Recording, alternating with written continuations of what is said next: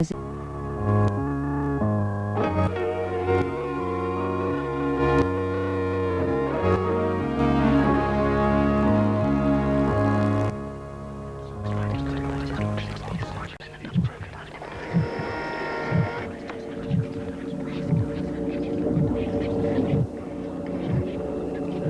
stories are attempts at reception, at listening to voices from another place, far away.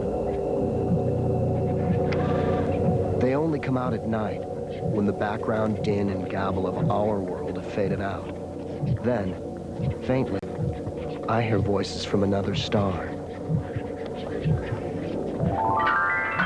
Oh, hello. Hello, I'm Terry Gilliam, and welcome to my drab little world. I've used PKD for years. It has brought brightness, sparkle, flair to my life and to my plates. It can do to you as well. One thing today I'd like to share with you, though, is a secret. Despite manufacturers' warnings, I use PKD washing up liquid to unclog my brains. Why don't you?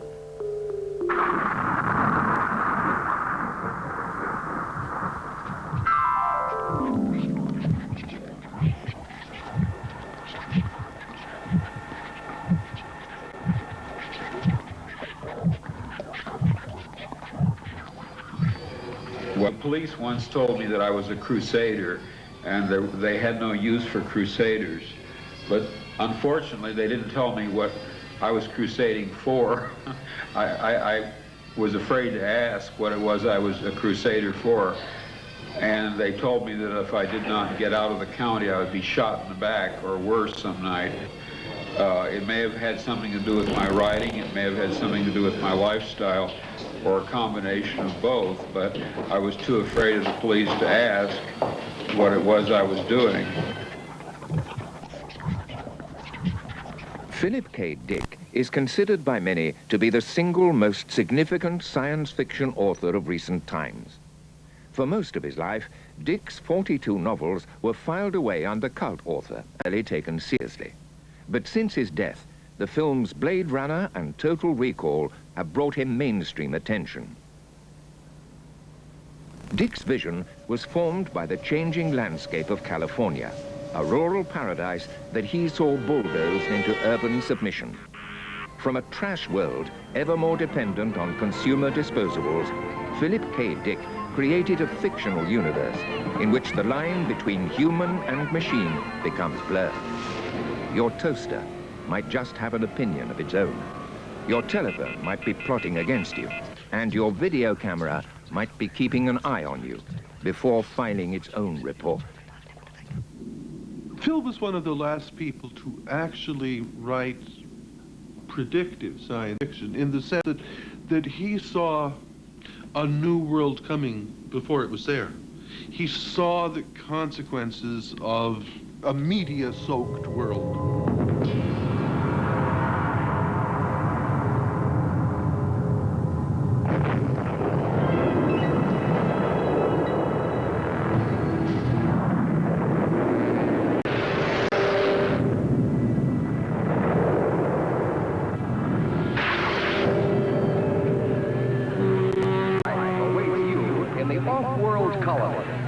The chance to begin again in a golden land of opportunity and adventure. He's one of the few writers who has the satisfaction of having got it right in a complicated way. The one book about the everybody's down in bunkers and they're having a false war broadcast down to them, and actually there's no war going on at all, it's just media. Well, everybody felt that way during, you know, like the Korean War and Vietnam. In some ways, it was just a media event. And people got excited about it, and it was political. But, you know, you became a connoisseur of the footage.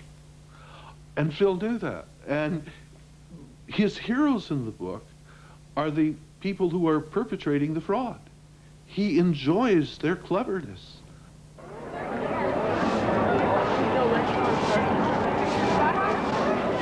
There's no culture in California, only trash.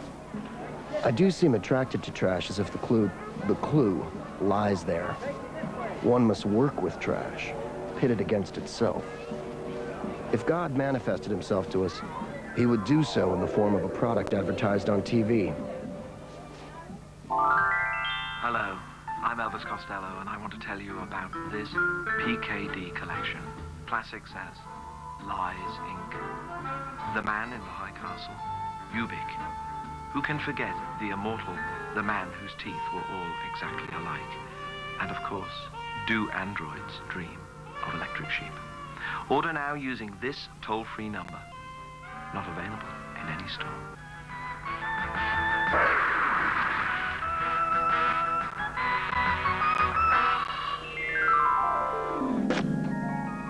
What you feel, okay, Dick, is that there's nothing natural in the world anymore.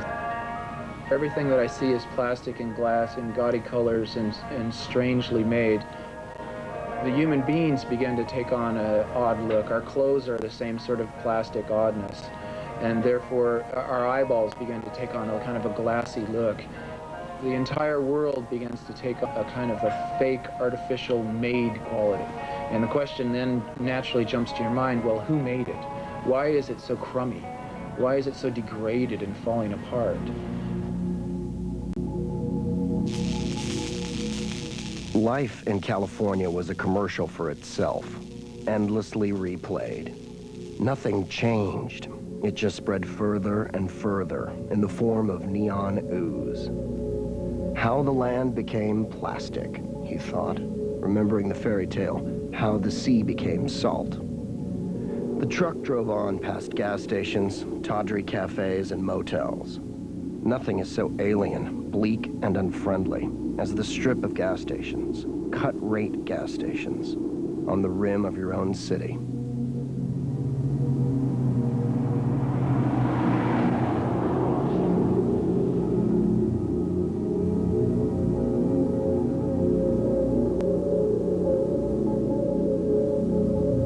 I was his second wife. We were both very young. I adored him. He was wonderful and funny and a very nice man.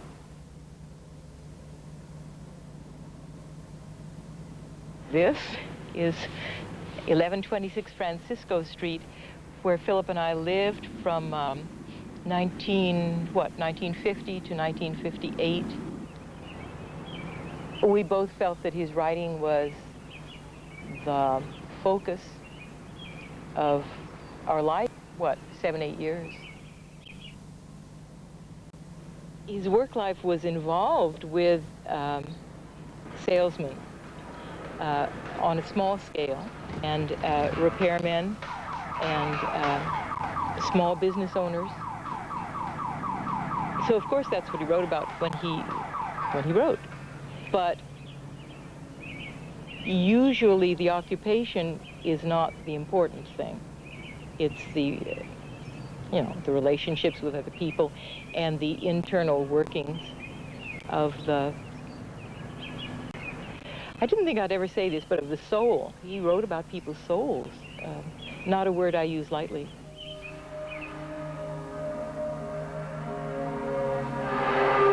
So sure my universes are such fine places, but I do hope the people in them are fine people. In the ruins, this minor man is busily constructing imitation artifacts that say, "Welcome to Miami, the pleasure center of the world." The positive little figure outlined against the universal rubble is gnat-sized, and yet, in some sense, great. I like to take employers that I've had and make them rulers of entire galaxies. He wrote mostly at night, like any human being. He wrote for long hours, and a lot, and pretty much all the time. The position which writers such as myself hold in America those positions are very lowly. Science fiction is considered to be something for adolescents, for just high school kids, and for people in general to read in America. But then I discovered that in Europe, especially in France, science fiction was taken seriously, and the science fiction writer was not regarded as something on the level of a janitor. At one time, there were 30 stories being circulated, and one day we went out on the front porch here. The mailbox was much too small. We looked out, and 17 manuscripts scattered over the entire front porch, all having been rejected the same day.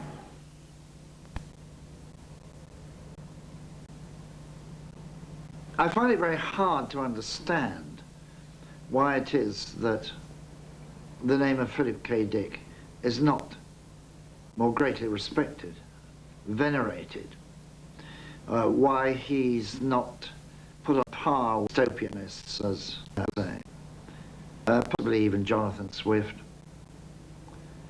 Pirandello, certainly. He built up his reputation in countries that weren't so optimistic. The United States was in the 50s and 60s, let's say, pre-Vietnam, let's say. To be optimistic was to be patriotic, which was to be good for business, etc. It was up against the greats of the time, and people like Isaac Asimov and Robert A. Heinlein, who of course were by and large optimistic. They saw a great future for technology, this above all. Dick didn't see any future about that. His idea of technology was little mechanical things scuttling in the gutter. And it's interesting that now, when both Heinlein and Dick have been dead for a decade, Isaac Asimov is dead, it's Heinlein and Asimov who seem like dinosaurs, and Philip K. Dick, immensely contemporary. When I think of these stories of mine, I think of the Lucky Dog pet store. There's a good reason for this. It has to do with the live freelance writers. It's called poverty. I've been reading science fiction all my life, and it's weird how I just started working here without even knowing about this. When Philip K. Dick was first starting out, when he was poor, he would come here occasionally and buy horse meat because he couldn't afford regular food. And he would come in here and buy his horse meat, take it home and fix it. And why he called himself Horse Lover Fat in his book Dallas. About 3 or 4 times a month, a customer would just come in and tell me the whole story, so I kind of had it memorized. I read it in a few articles in various magazines. It's kind of like folklore around these parts. Oh, yes, he was a great self-mythologizer. If he ate dog food, it's because he enjoyed it. And I can see him doing it. He's, in a passion of self-pity. He would open the can, he would look at it, he would dip the spoon in, and then he'd think, oh, poor Phil Dick. To think that this great writer is reduced to eating dog food, and then, and only then, would he taste it. If you could see from inside a dead person, you could see. But you couldn't operate the eye muscles, so you couldn't focus. You couldn't shadow your eyeballs. All you could do was wait until some object passed by. You'd be frozen, just waiting. The riddle-like quality of a Dick novel is, I think, very attractive. For one thing, he can. It's so difficult to describe a Dick novel. They are actually beyond description. You don't quite know where you are, and at any moment, strange, malevolent creatures will appear, who may be actual or may be part of an alternative world to which the other characters do not know they have access.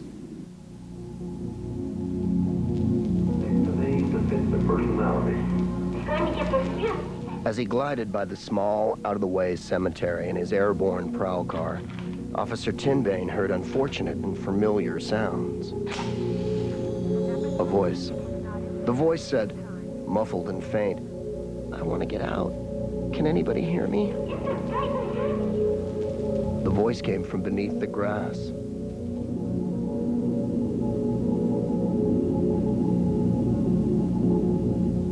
His baby sister, literally baby sister, Jane, died at the age of 6 weeks. It's rife in his books. It's always there in the stronger novels, this sense of loss of his other half. And it's a very powerful theme. He longed for Jane throughout his entire life. It wasn't unique to Philip K. Dick, but it is perhaps unique in literature that that theme was explored so deeply and darkly and with such passion and sense of loss. Someday the girl would die, and they would open up her body, perform an autopsy, and find a little wrinkled male figure, her brother, still no larger than a baby rabbit.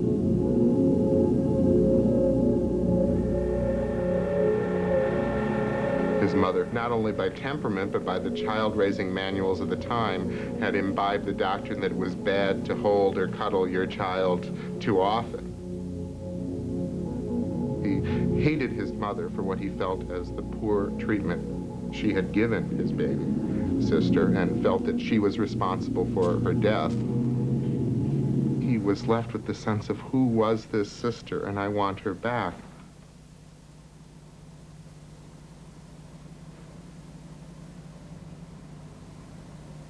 Describe in single words only the good things that come into your mind about your mother. My mother?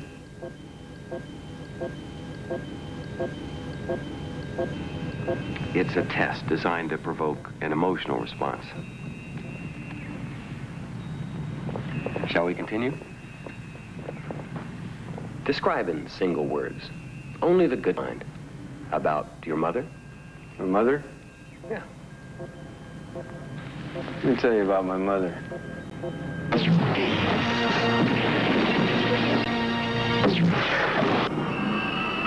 In some ways, he was more pathologic than almost any patient I had met, as far as having glaring problems on one level.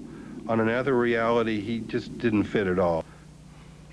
When Phil and I commenced, I guess, round 2 of our therapeutic relationship in late '81, we both felt the need to look at foundations, to do some foundational work. Normally, that's something a therapist does in one session with somebody in an hour. Puts down a database, looks at their whole life. For Phil, it took 3 sessions, and I think they were probably 2 hours each one. Looking at it, just taking notes, asking pointed questions. And I've got here written, terrified of vomiting. Vomiting equals death. And this is now age 4 to 5. He says he saw a psychiatrist and he was told he was hysterical and afraid of dirt. He couldn't eat in public, and he refused to swallow. He said the next few years of his life, ages 8, 9, into 10, were pretty much okay. He went on to Berkeley High School, where he notes problems in geometry, and worried that he was having sweats, palpitations, and shortness of breath. Almost sounding like panic attacks, perhaps. Started to write science fiction at this point. He said it was to disassociate, those were his words, which would mean to escape. "Who's Bill?" the doctor asked the little girl. My brother, said Edie with the total poise of a 7-year-old. "Where is Bill?" with me, like he always is. "I want you to show me exactly where he is." The child pointed to her left side, low down, near her appendix. He's my twin brother. How else could he be inside me?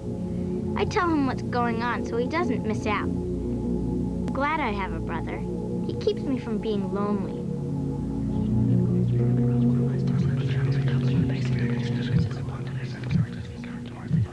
He has notion of the afterlife in many of his novels.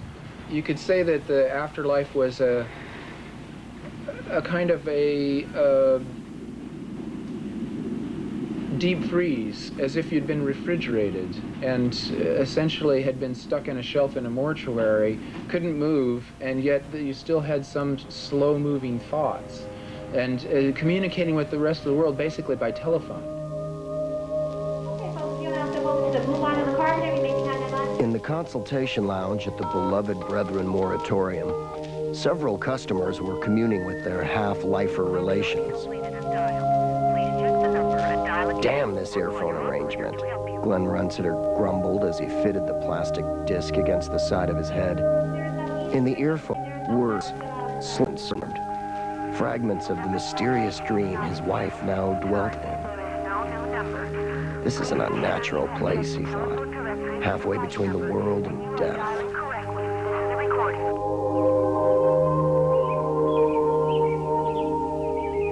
Phil's favorite thing was that things are seldom what they seem. I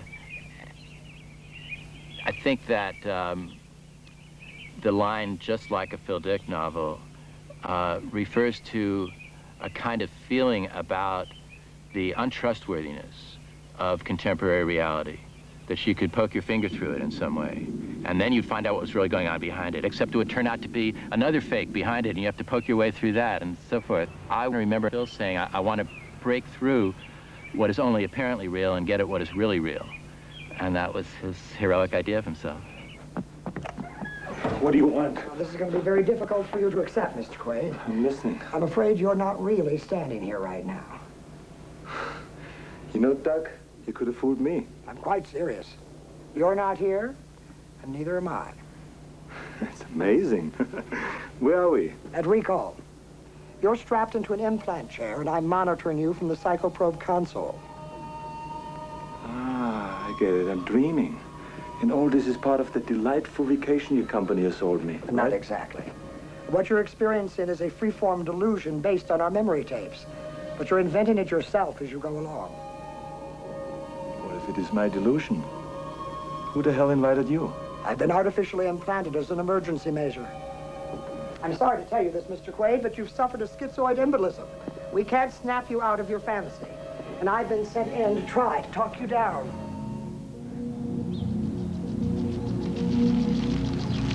I consider the universe to be a clever fake, with streets and houses and shops and cars and people standing in the center of a stage, surrounded by props, by furniture to sit on, kitchens to cook in, cars to drive, food to fix. And then behind the props, the flat painted scenery, painted houses set farther back, painted people, painted streets, everything not real, only a series of tapes being played for us. Once you've opened your mind to the notion of fake, you're ready to think yourself into another universe entirely. Technically, I was the third, but I think he married the first lady that he ever slept with, so I like to think of myself as the second. But I also think I was the most important one. He and Cleo lived in a little sort of a hovel in Berkeley, and they were very poor, and they believed in being very poor. They were sort of socialistically inclined. And but then when he met me, he told me I and my house were everything he always dreamed of. I'm very family-oriented and very middle-class bourgeois person, I guess. And so I wanted him to write from 9 to 5. So he switched over and he wrote from 9 to 5 and came home for lunch.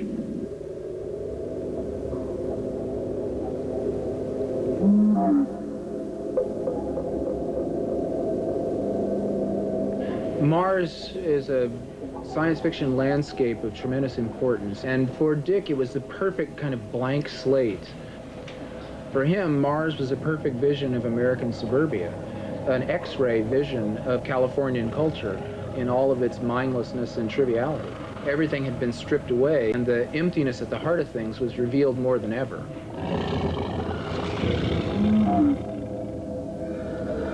Norm Shine walked down the length of garden between the rows of jagged leaves. Insecticides from Earth simply had not done the job here at Chicken Pox Prospects. The native pests had been waiting 10,000 years, biding their time, for someone to appear and make an attempt to raise crops. He was exhausted.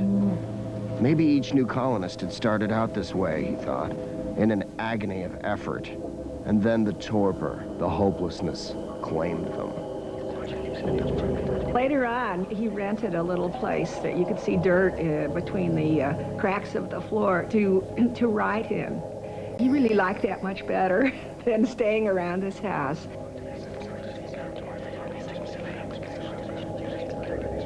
He lived alone in this deteriorating apartment.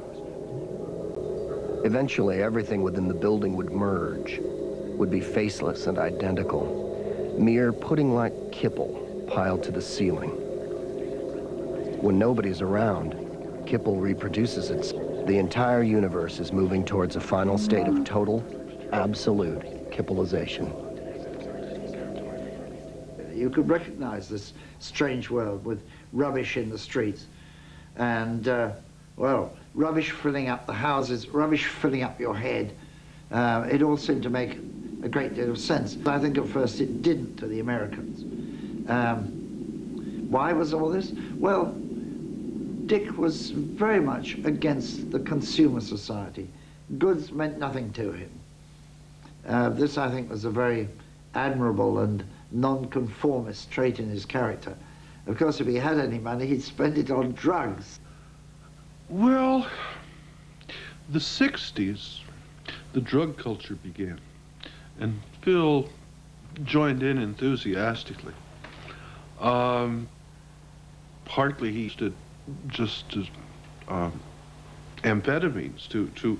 He was producing a whole lot of work. He was under constraints to produce 2 or 3 novels a year. There would be nights when he would be writing all night long, and he fueled it with drugs.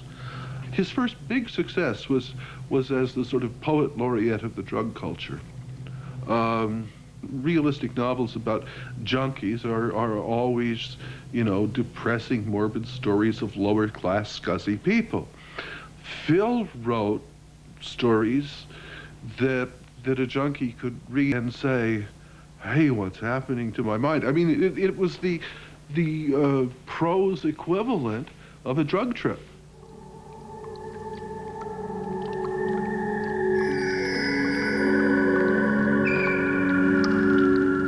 In Scanner Darkly, they're all taking this drug called death that is burning out their brains, but since it's burning out your brain, you can't think straight about what's happening to you. It truly captures a poignance of people in our moment in history systematically, slowly destroying themselves in the name of having fun and not being able to figure out what's happening to them and why everything's falling apart the way it is.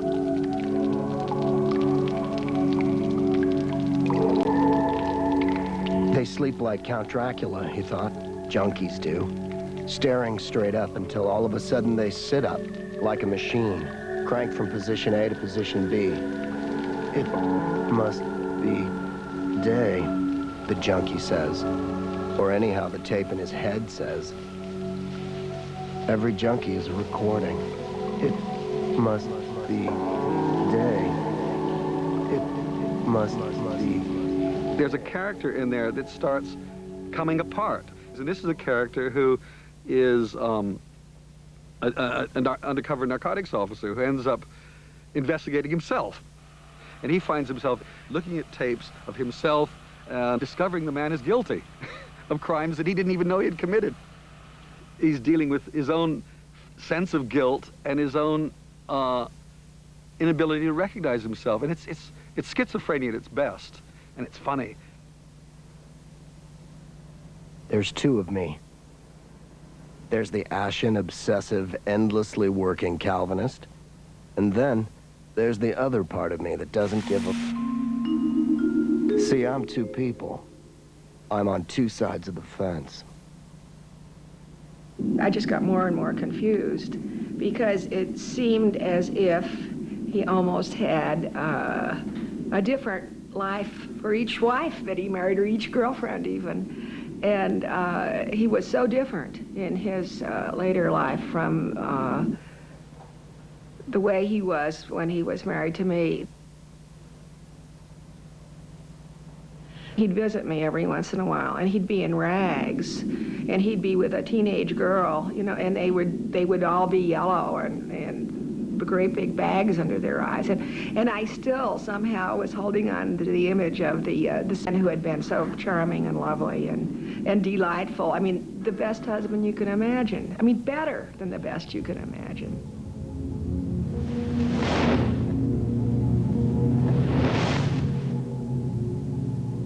Nancy enters the picture. She had just been discharged from a mental hospital. She was scared, brittle, 21, and also diagnosed schizophrenic. She was pregnant. He married her. He describes her as a screamer who wandered in the night.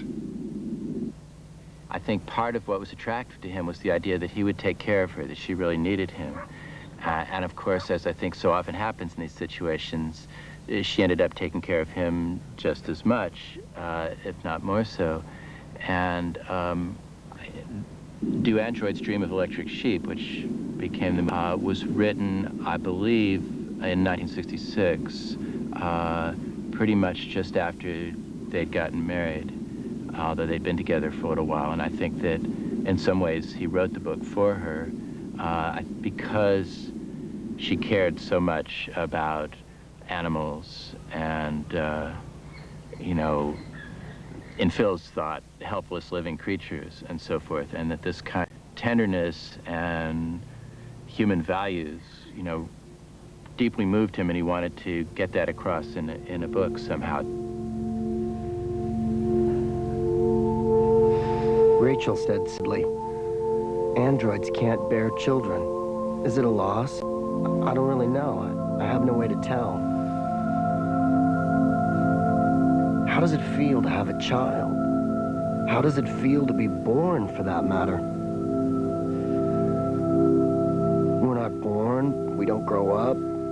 Instead of dying from illness or old age, we wear out like ants.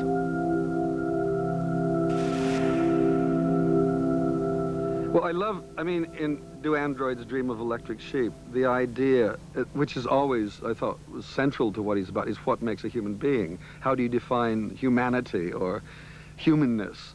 And it's and that's the battle that goes on in Do Androids Dream of Electric Sheep. These androids who are almost exactly like a human being, and the only way you can tell is that they fail the empathy test, which is very hard to spot, and only experts can, but on every other level, they appear, they behave like human beings, but they're not.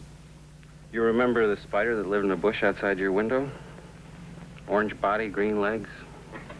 Watched her build a web all summer. Then one day there's a big egg in it. The egg hatched. The egg hatched, And? and 100 baby spiders came out. And they ate her.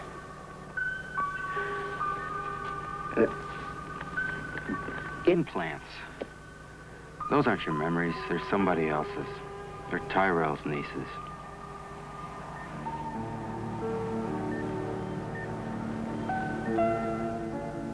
That's all of this, in the case of Androids Dreaming of Electric Sheep. He sets it all in a world which is very mundane, and his feet, despite the fact that his brain is floating in the heavens, his feet are firmly on the ground all the time, and he has a character who is killing these almost human beings to raise money to buy himself a real animal, because all he can afford at the moment, because the world has reached the stage where almost all the real animals are out of existence, and only the rich can afford real animals, or the upper middle class can. And he's owns an electric sheep, which looks just like an electric sheep. I mean, looks like a real sheep, but he's terrified of being found out by his neighbors that he can only afford an electric sheep and not a real sheep. Now that's a wonderful, wonderful situation. So his job is to kill almost human beings to get money so he can buy eventually what is an ostrich. He buys an ostrich.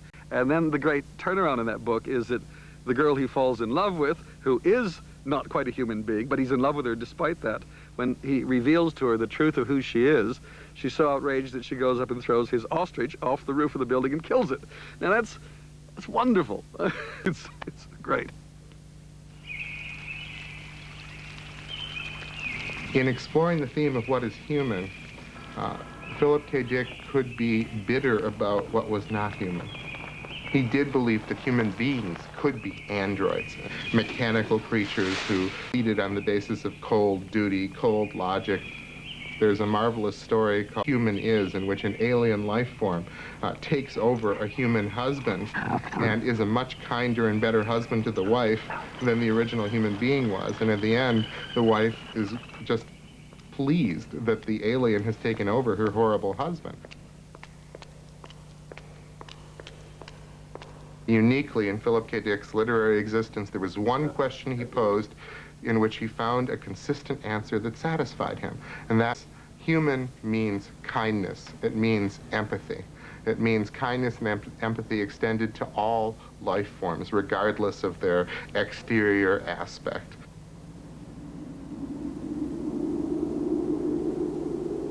I've always liked the scene at the end of Now Wait for Last Year, when our hero, he's flying somewhere in an automated cab, and as he's flying along thinking, he says to the cab mechanism, if you were married, and the cab says, sir, I'm a automatic mechanism, we don't have wives. He says, okay, well, if you were me, and your wife had sustained horrible brain damage and was only going to get worse so that the rest of your life would be devoted to simply caring for her, would you stay with her or leave? And the cab said, I would stay with her. And he says, why?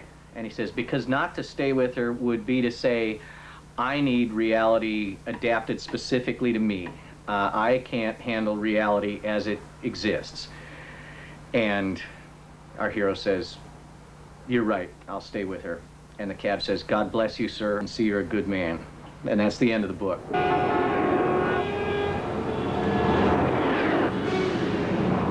Nancy left Phil in the summer of 1970. Then he didn't do any more writing, particularly novel writing, for about 2 years, 2.5 years, which is a very long time for him. What he was doing is he was taking more and more Benny's little speed pills and hanging out with the kids, the young people from around San Rafael. And, you know, taking more and more speed. Phil himself was you know, sleeping in strange cycles and probably becoming more and more paranoid. It depends a little on what you mean by paranoia. If you mean a psychotic conviction that you're being persecuted, which is not in accord with reality, I don't think I had that. But boy, I sure thought the cops were watching everything I did. And I was correct. I was tipped off by the criminal underground that my house was being watched and that eventually my house would be hit, my files would be opened, my papers would be taken, and so it came to pass. As I said in the Rolling Stone article on me, when I came home and found my house consisting of nothing but rubble, ruins, chaos, broken windows, smashed doorknobs, blown open files, I said, thank God I'm not crazy. I have real enemies. It's a tremendous relief to discover that somebody really is after me.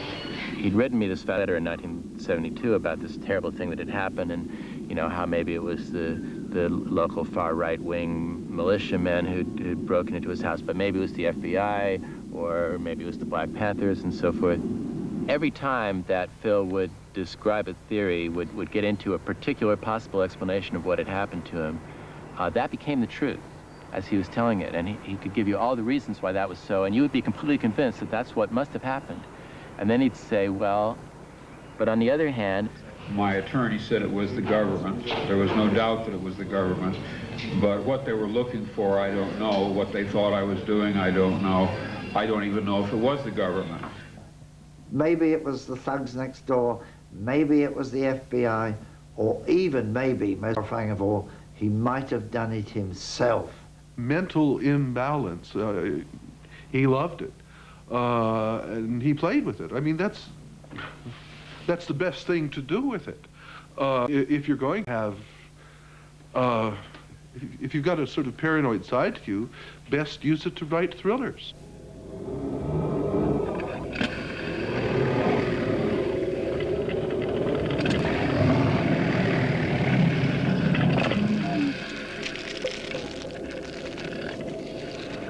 Objects are sinister, he thought. and sometimes seemed to possess a will of their own. Suddenly, the towel wrapped itself around his wrist. Rough cloth pressed over his nose and mouth. He fought wildly, pulling away. All at once, the towel let go. He fell to the floor in violent pain. He looked up at the towel all in a row, all exactly alike, all unmoving. Had he dreamed it? His belt got him around the waist and I remember one time my fear of the police was so great that whenever I saw a parked police car and I was driving along, I would ask my wife to stop our car and I would surrender to the police on the spot to whatever crime they wanted to accuse me of. And I merely took their advice. I was in the United States and went to Canada for a while. Well, he had, at this point, gone up to Canada to be guest of honor at some convention, and when the convention was over, he just chose to stay because he really had nothing to go home to at that point. His place had been blown up. Various people had said they'd shoot him if they saw him again. And so he simply sort of jumped ship and stayed in Canada, and then got depressed, tried to kill himself, checked into a heroin rehabilitation place, not because he was on heroin, but just because he wanted to be somewhere where they'd keep an eye on him. And eventually he moved down here, and I think I was expecting sort of a really fugitive, which in fact is how he looked at the airport. He was smiling and real cheerful, but his coat was too small for him now because he'd been doing all kinds of exercise at the heroin place, and his suitcase was tied shut with an extension wire, and he was carrying a Jehovah's Witness Bible, he said, to mollify the customs people. And he was real desperate, real end of the rope smile. And I thought, wow, this guy, being a science fiction writer doesn't look like such a prosperous job to me.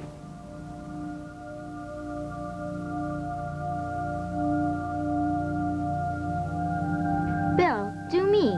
Imitate my voice. How can I? You're not dead yet. I wish I could come out, Edie. I wish I could be born like everyone else. Can't I be born later on? I was wrong, Bill. I thought the doctor could cut a little round hole, and that would do it. Don't feel bad. I'll keep telling you how things are. When we met, I was 18 and he was 42. When we got married, he had turned 43, but I wasn't 19 yet. Almost. I didn't have to stay in a lot. But sometimes Phil couldn't go out. He suffered from agoraphobia, and it wasn't really well understood at the time. So he would tell people he had the flu all the time. But what it really meant was he couldn't leave the house. He was terrified. And if he forced himself to go out, let's say to go down one block and drop a letter in the mailbox, sometimes he couldn't make it all the way down to the mailbox and he'd have to run back home. And at one point it got so bad that for 3 months he couldn't leave the bedroom. He was really bad off. And then he'd go through short periods when he simply stayed in bed all the time and nothing much happened except maybe a few visions. When he started hearing a female voice talking to him in his dreams, he assumed it was somehow connected with the loss of his sister. My search kept me at home. I sat before the TV set in my living room. I seated, I watched, I kept myself awake.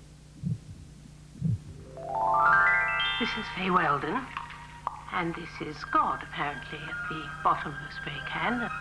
The spray can is marked PKD, Philipedic. It's quite safe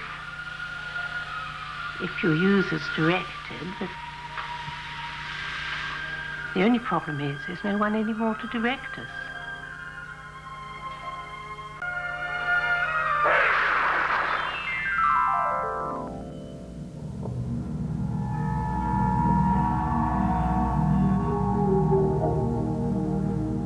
on one of the most important quests a human being can undertake. It is nothing less than an updating of the concept of divinity. I'm looking for clues to an invisible being of great size, whose outline is dim, but to me, real. It hides itself and has the ability to delude. There's no reason to suppose that it mimics humans, but rather inanimate objects.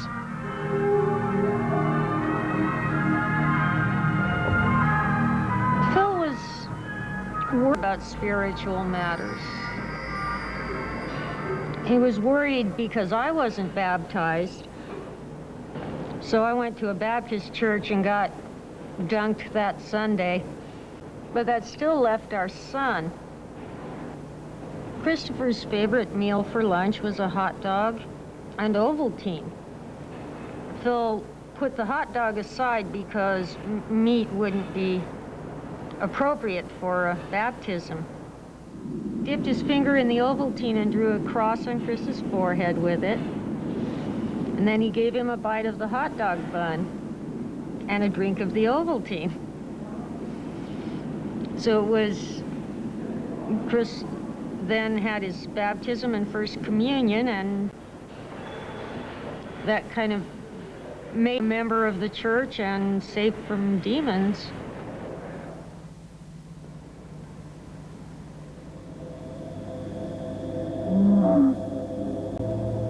What happened to Philip K. Dick in February and March 1970 defies easy summation, but the sum total was that Philip K. Dick felt he had been perhaps contacted by something higher, something that could make reality cohere for him. VALIS means Vast Active Living Intelligence System, and that was his name, or one of his names, for that which he felt had contacted him. It led him to produce a very, very brilliant novel, Valis. You can see it as an account of what spiritual chaos is in our day and age.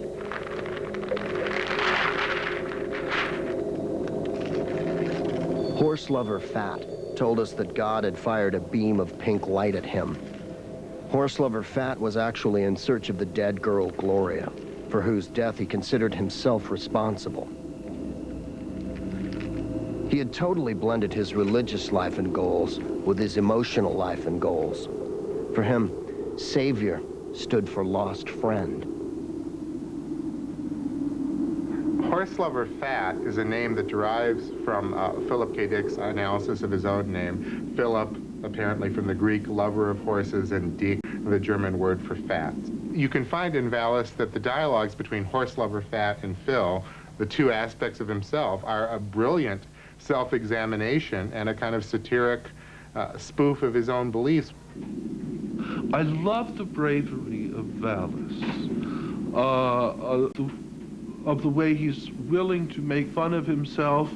Some of the things are from Phil's life, and some of the things are from Phil's, the lies that he presents as his life.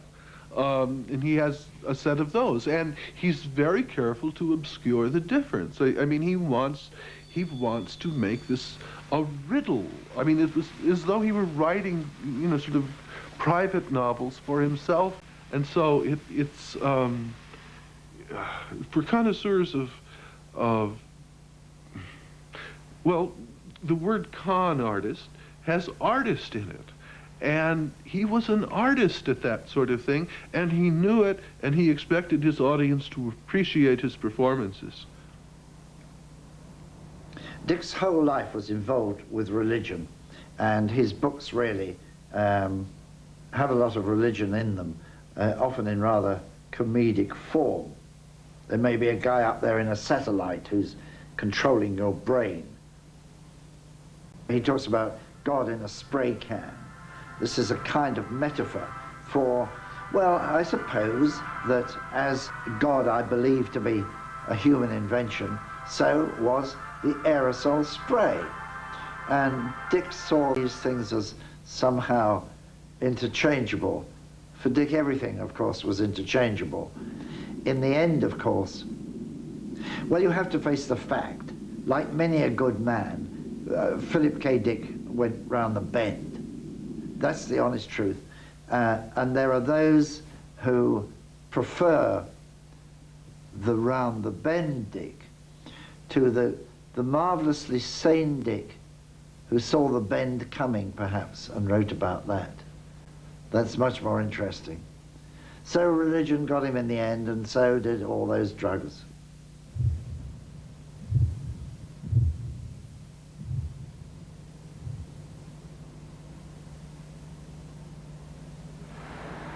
Well, I think he was a different person to different people in a fairly good way, in that he had some talent to make acquaintances almost immediately think they were fast friends, which is, you know, there were crowds of torn up people at his funeral who you understood he'd just really remotely known supermarket checkers and bank tellers and stuff like that.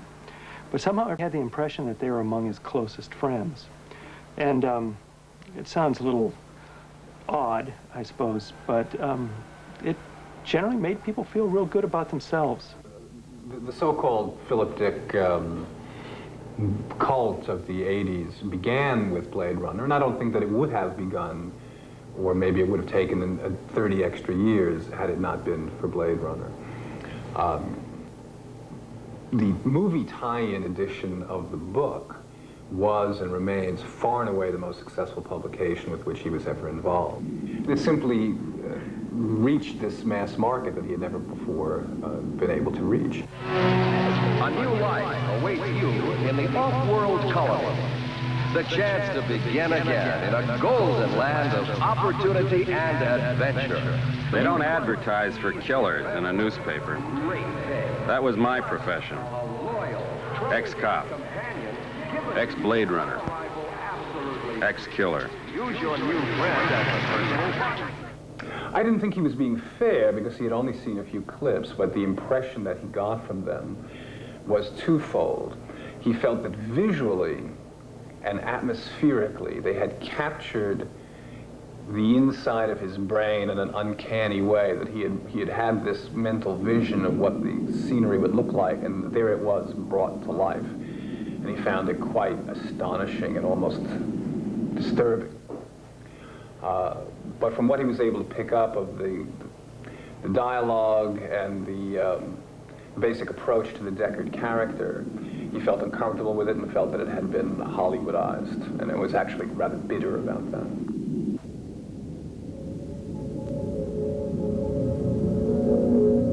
Philip K. Dick wrote with a hunger to understand what reality was, what it ultimately all meant. And that is a very unfamiliar hunger in this century, where metaphysical questions tend to be treated per se as insane questions.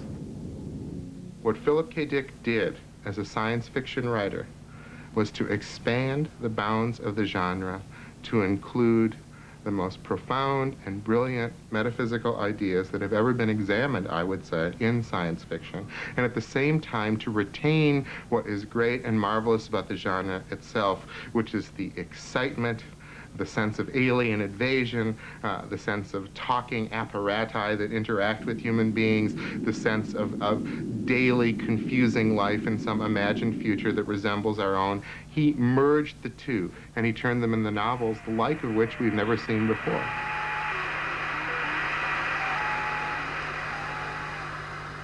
Joe crossed the waiting room to the Padre booth. Seated inside, he put a dime into the slot and dialed at random. The marker came to rest at Zen. Tell me your torments, the Padre said. Joe said, I haven't worked for 7 months, and now I've got a job that takes me out of the soul system entirely, and I'm afraid the Padre's weightless voice floated reassuringly back to him. You have worked and not worked. Not working is the hardest work of all. That's what I get for dialing Zen, Joe said to himself. He switched to Puritan ethic. Without work, the Padre said in a more forceful voice, a man is nothing. He ceases to exist. Rapidly, Joe dialed Roman Catholic. God and God's love will accept you. You're safe in his arms. He will never... Joe dialed Allah. Kill your foe. the Padre said. Joe dialed Judaism. A bowl of fatworm soup? The Padre began soothingly, but then... I'm sorry, Mr. Fernwright, but your credit has expired. Please replace the receiver.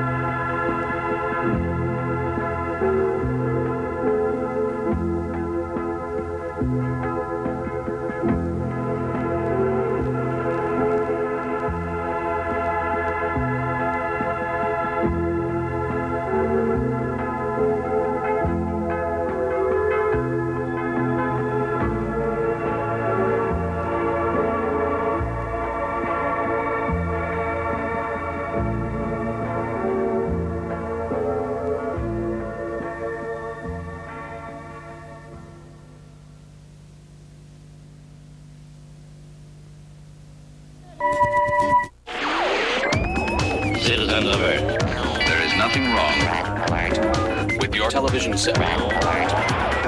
Impossible. Nothing less. Astronomical. Total Good evening. My mind is going. Do not attempt to adjust the picture. Wonderful.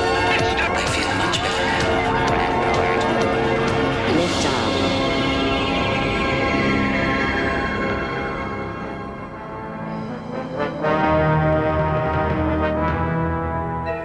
Science fiction is the true literature of the 20th century, showing us the present through an image of the future. What science fiction tells you about is the same thing that any other kind of fiction tells you about, which is the world we live in. I don't think there's any science fiction movie that I've seen or have made that has anything to do with the future in the first place. I'm always quoting my friend Ray Bradbury. I don't try to predict the future, I try to prevent it. Science fiction can prepare the reader for unpleasant surprises, but the surprises are going to come all the same. Cinema picked up on time travel from the word go. I mean, there are silent movies where people are in train wrecks and the force of the wreck knocks them back to Arthur's England. Connecticut Yankee, I don't know, it's a toss-up whether it was H.G. Wells or Mark Twain who invented time travel.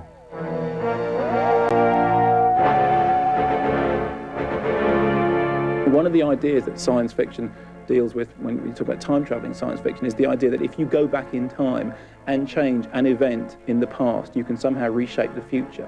People always pick up on the philosophical side of it by saying, well, would that be true? You know, if you went back and you killed Hitler, could you avoid the Second World War? But what happens if you perhaps tread on a butterfly and therefore you change the course of the evolution of history? What they don't pick up on is that that's not really what science fiction is talking about when it's talking about those things. What it's talking about is the way in which you can or cannot control your own environment and the effect that the past has on the present. When I was about 7, my parents gave me a copy of 20,000 Leagues Under the Sea, Jules Verne. I didn't know it was science fiction, of course. I knew it was just a wonderful story. Almost immediately, I stumbled onto H.G. Wells and The Time Machine, and I'm afraid there was no turning back for me after that.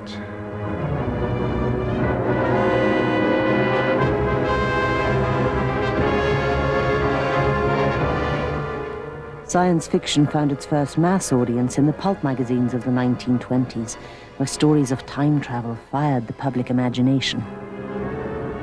They started in 1926, magazines. They were going to teach children and young adults about the world to come. And they did so with very limited success for a little while until they realized that what they really needed to do was tell stories about the world to come. Within a year or so, they were reducing their reprint, were buying in from England, where people like Wells had been running for a number of years, and bringing in the pulp writers. Eventually, I ran out of everything that the library had in the way of H.G. Wells, Jules Verne, and John Taine, and the other people who published real books. So, willy-nilly, I turned to those horrible magazines and discovered that behind the hideous exterior were some wonderful stories.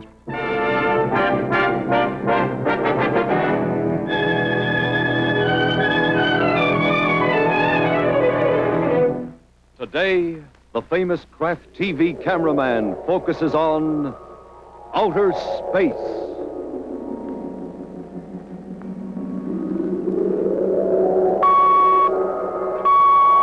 Control deck to all stations. Stand by to raise ship. Blast off, -5, 4, 3, 2, 1, 0!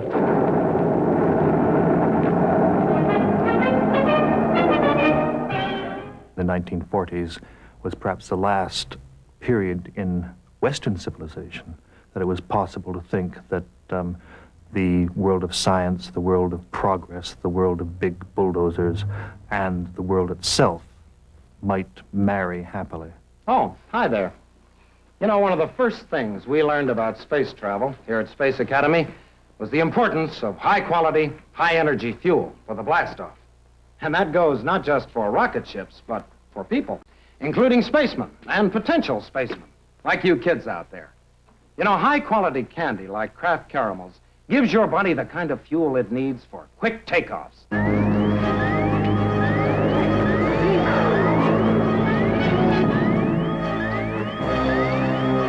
Early time travel stories reflected an innocent view of the world, but already some writers were using science fiction to comment on their own time. Orwell's 1984 was really about 1948. Indeed, many writers were already playing with time travel to alter history. Cinema picked up on this theme, and films such as The Philadelphia Experiment and its sequel, the consequences of reversing the outcome of World War II. In our story, they don't, the Germans don't care about altering history because they have no sense of what the history is. They're trying to win the war. So they learn how to fly a stealth bomber in a matter of days, and they bomb Washington, and suddenly history has changed. The premise is relatively simple. I'm not sure if you know the original Philadelphia Experiment, but it was essentially about things moving through time vortexes. Into some people came forward from the 40s into the early 80s when the movie was originally made. The concept that I had and introduced into the script is really to do with alternate realities. I also done a student film when I was at USC, which was a film that was a nightmare, set in a kind of nightmare scenario USA, which had been taken over by the religious right and was in a sort of state of civil war.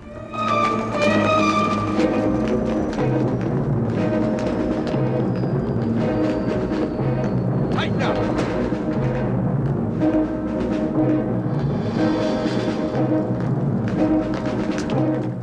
And I would not say that I was passionate a science fiction freak in any sense. What I enjoy about it, particularly in the context of American film, is the opportunity to sit back. It's almost one of the few worlds that in the American genre of film allows you really to kind of comment on society as we live in it. And for some reason it really ties in to the whole American psyche, that you can create a world which allows you to comment on the world you're from. Science fiction movies that we are making are more a reflection on what's there now and extrapolating that a little bit, making it bigger or spreading it out over all streets of the town, say, instead of being one street. But that it is not really an indication of what the future is going to bring us. Fortunately, I would say, because most of these visions in the movies are pretty dark, you know. Very bad things happen in science fiction, it has to be said. It's not really about progress. It's generally about things going wrong.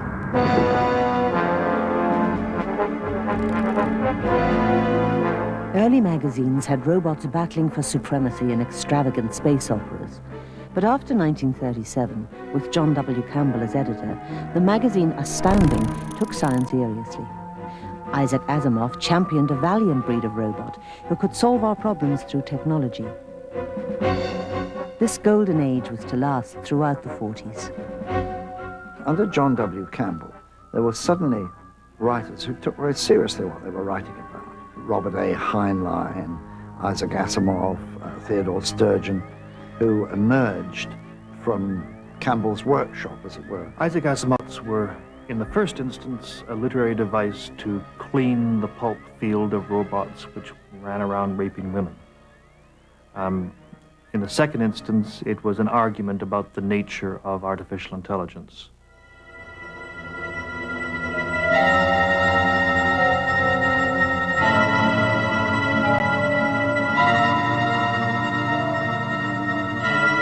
In the 50s, robots became much more complex, with exotic cyborgs and androids emerging in the work of many writers. The most important writer of the early 1950s was Philip K. Dick. He is the prime writer of the 50s. The paranoia, the insecurity, the sense that reality was not a secure thing any longer, all were expressed by Dick in hundreds of short stories, a dozen or so non-SF novels, and his famous SF novels. Dick's works have often been cannibalized by people that, without really respect. Do Androids Dream of Electric Sheep was a lovely, lovely story about we can build things that are human, are animal. Can we tell the difference? These things function as well as we certainly do. And they slapped it all together in that very high-tech, good-looking movie, Blade Runner. But they didn't even put the name on the film, which was a shame because for me, the name really represented the book. I've never been reading too much about science fiction or reading science fiction. I have never been addicted to that. I was interested in comic books that were about science fiction or had science fiction characters, the Flash Gordon type of stuff. And then for a long time, I thought, oh, stupid. Watch the fireworks.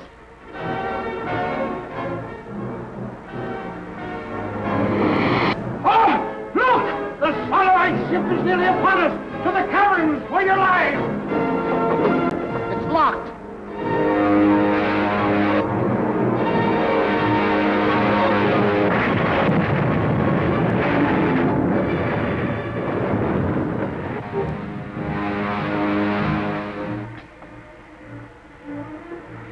No more. The world is safe. It's only again when I came to the United States that, not that my interest in science fiction then started again. It was just that the first movie I did in the United States was a science fiction movie. And when that script, that started my interest again. So it was, for me, a feeling of going back to my childhood. Goddamn rebels blew up the airport at Acapulco yesterday. Great. We were going there next week. Hey, what was that?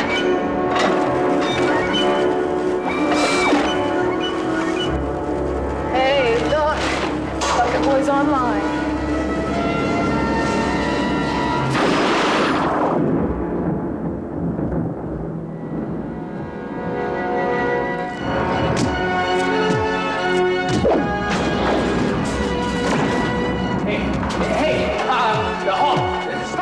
And when I got the script of RoboCop, I started reading it, and I thought it was very stupid, you know? I thought it was silly and really not something I wanted to do. I just threw it away, basically.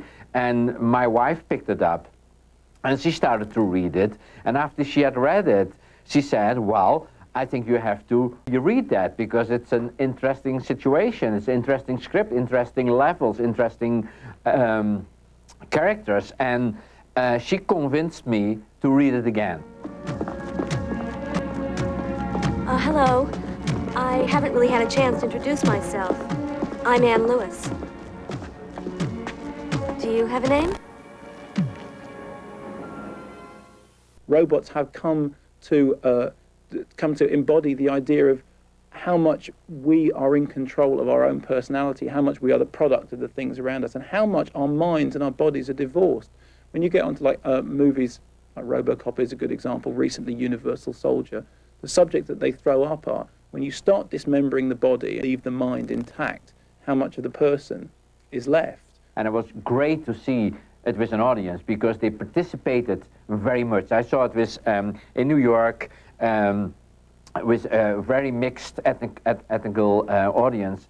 And it was great at the end of the movie when the shooting is over and Murphy walks out of that big office there, the boardroom, and the old man is saying, "Nice shooting, son. What's your name?" But the audience, before he could even open his mouth, Peter Weller, the audience was already yelling, "Murphy!" And it was so great to see how the audience had by then identified with the character.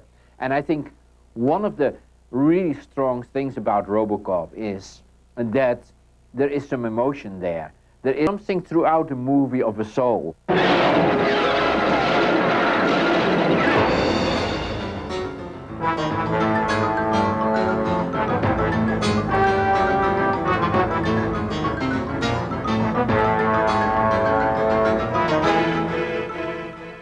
blueprint of the society we live in today was being laid down in the 1950s. First jet travel, consumer society, television, the media landscape, supermarkets, motorways, the airport culture. All those things we take for granted and which shape our lives today were being defined for the first time in the 1950s. And I wanted to write about this world of change, threatened with nuclear war, with sort of science for the first time being seen in a rather sinister eye.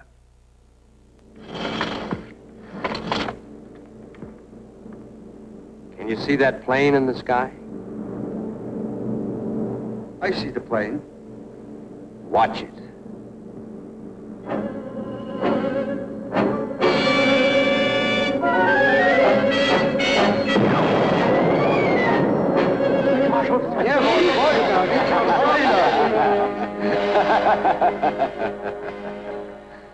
Perhaps we can get back to the meeting without any more skepticism.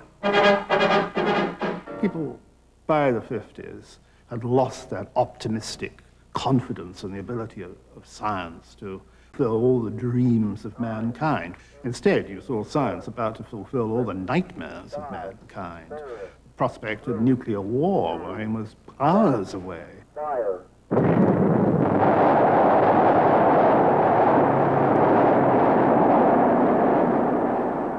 I think one of the reasons that we're fascinated with the idea of Armageddon is that one of the things that science fiction does is to try and extrapolate what we're doing now to its most extreme conclusion. And if you believe that what we are doing now is at all non-creative or destructive, the way you dramatize that most powerfully is to say, well, it's going to end up in the end of mankind. The seconds tick by slowly until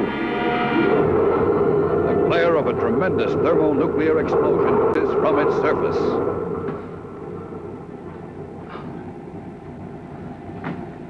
The rings of Saturn. They sure didn't spare any atoms when they loaded that charge. Apocalyptic visions, utopian futures, and social experiments have always been part of science fiction. Then, in the revolutionary 60s, a new wave of writers emerged. In Britain, Michael Moorcock, as editor of New Worlds magazine, fostered daring experimentation with both style and content.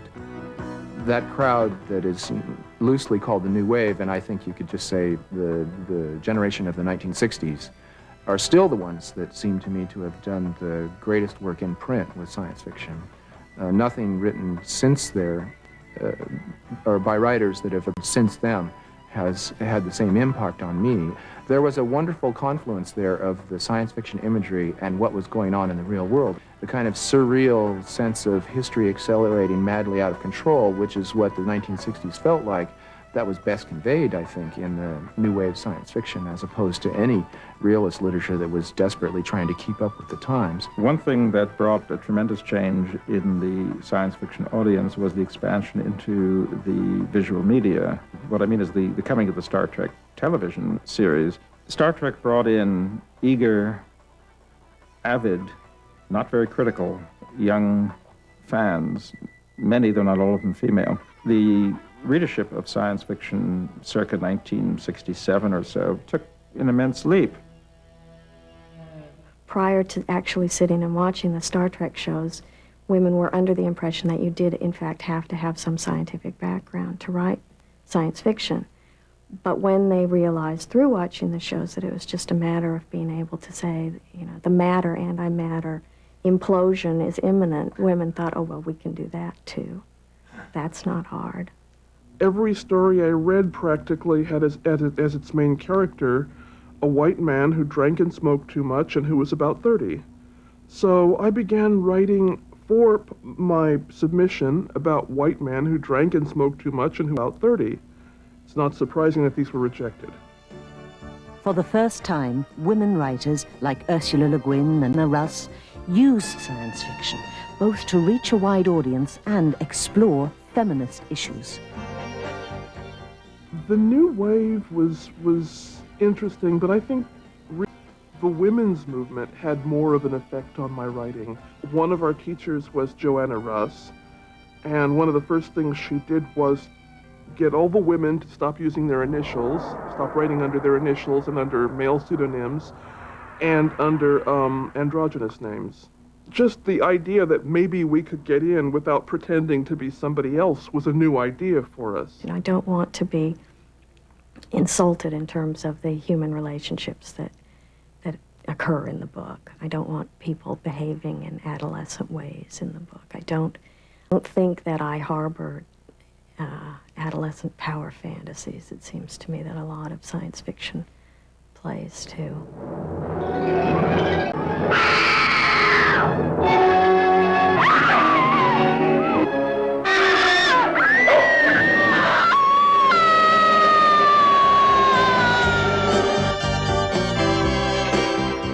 The cancellation of the space program contributed to the bleak outlook found in many books of the 70s. Stories were now set on Earth and reflected the uncertainties of the post-60s era. The best writers of science fiction in the 70s all consciously or unconsciously perceive themselves as myth makers.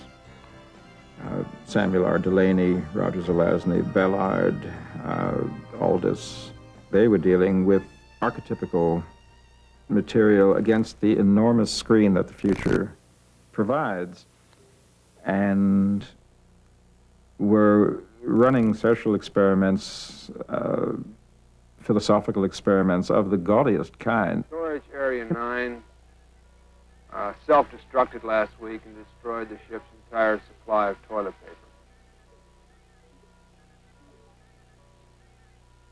That's all.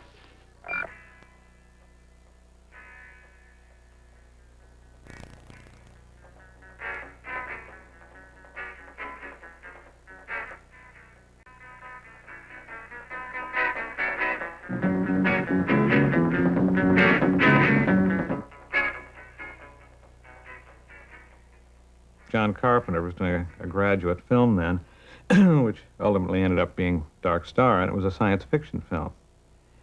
And I went to work with him on it, and in so doing, I brought with me an entire childhood of familiarity with the themes and devices of science fiction, and for the first time, it occurred to me I might be involved in science fiction again. 10, 9, 8, 7, 6, 5, 4, 3, 2, fire!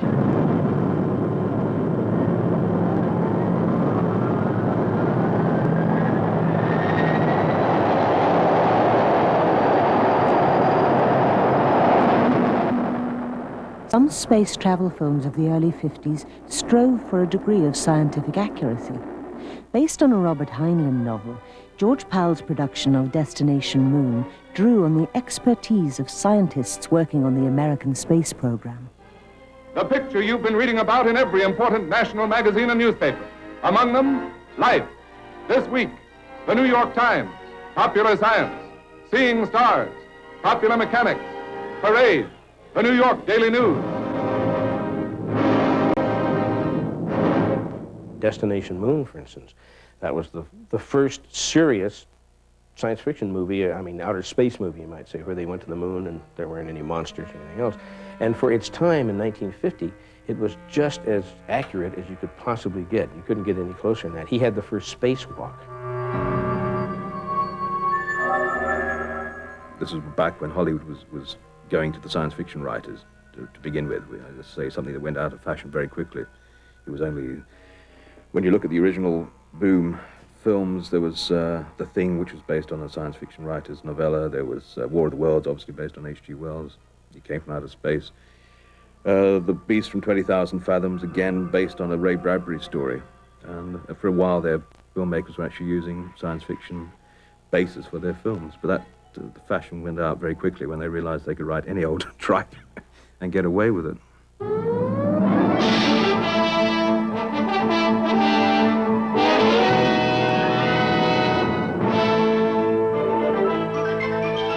Danger, adventure, and breathtaking thrills come rocketing to the screen as science smashes a new frontier in the world of tomorrow. See a man-carrying rocket travel 240,000 miles to land on a spaceship. See man explore the desolated areas of the moon. See for the first time thrilling pictures of the world of tomorrow. The Joint Chiefs have conferred with the President and it's been decided to change your mission. You are now Moon Base number 1. You will remain where you are and show the flag until such time as you can be relieved by a larger permanent force.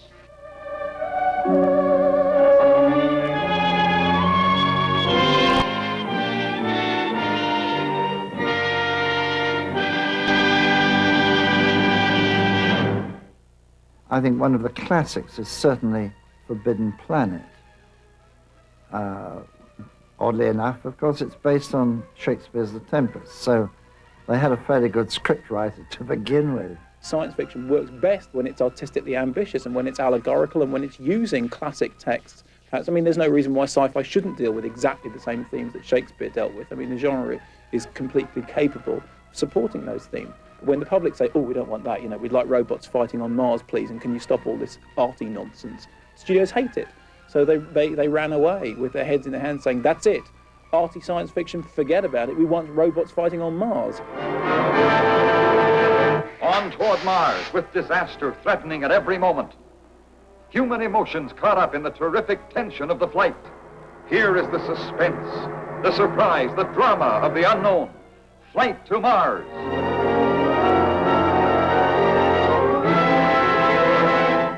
We have been expecting you. You will come with us now. Amazing underground Martian cities.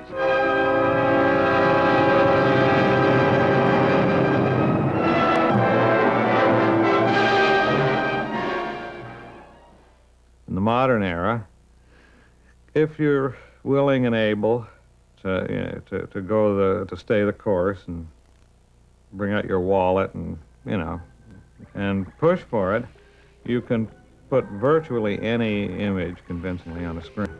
And of course, the immediate casualty was any other aspect of the film. It's a completely wrong idea to believe that sci-fi is obsessed with special effects. It isn't. Bad sci-fi is obsessed with special effects.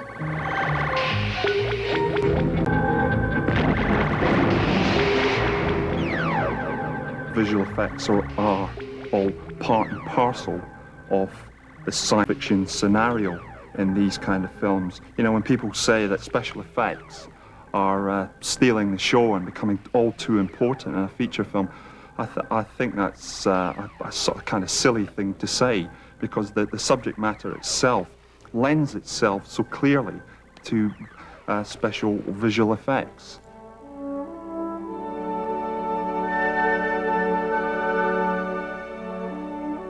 I was always very inspired by the work of Douglas Trumbull, initially on 2001, with his breakthrough visuals, that I don't think anyone had sort of seen before. And a great deal of the credit should go to Stanley Kubrick for that. What Kubrick tried to do was to take science fiction into the future by being very somber, by working very methodically, getting rid of the idea of fantasy. He was actually putting sort of, space travel into realistic terms. With Kubrick's films, there's a sort of a classic composition with his shots. They're very simple, they have an enormous grandeur to them. They'll never date. One of the things that 2001 is applauded for is that it's scientifically very accurate. There is no noise in outer space, which is very correct. And it takes 7 months or whatever it is to get to Jupiter and that kind of thing. Actually, ironically, I think that's one of the things that marks it as not a science fiction movie, because its dependency on scientific accuracy seems to me to undermine the other ideas in the film. It seems to me that Kubrick is more concerned about getting the scientific accuracy right than he is about exploring the kind of allegorical subtext of the stories themselves. Now, of course, Arthur C. Clarke is a very scientific man, a very scientific writer, and is very concerned with genuinely extrapolating the way in which mankind is going to progress. When I wrote 2001 about going to the moons of going to Jupiter, I thought that was it. But then the Voyager space probes went there and showed what fantastic places these were, and I was able to write 2 more books based on what the scientists had discovered. So there'll always be a moving frontier of scientific knowledge, but the science fiction writers can move on beyond the frontier. I think people go to SF movies for very different reasons. An SF movie that I would love as a movie, I wouldn't even bother to read as a book. And I think it's the spectacle, it's the special effects, it's the atmosphere, it's all of that. It's just the sheer thrill of seeing this stuff brought to life.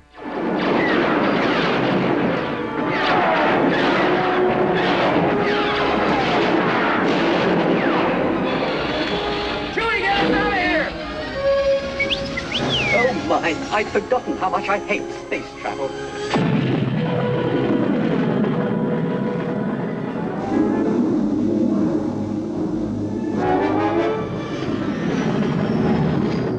Star Wars worked very well for me, and as a, a science fiction person, that's sacrilege to say, but what a combination of comics and science fiction there.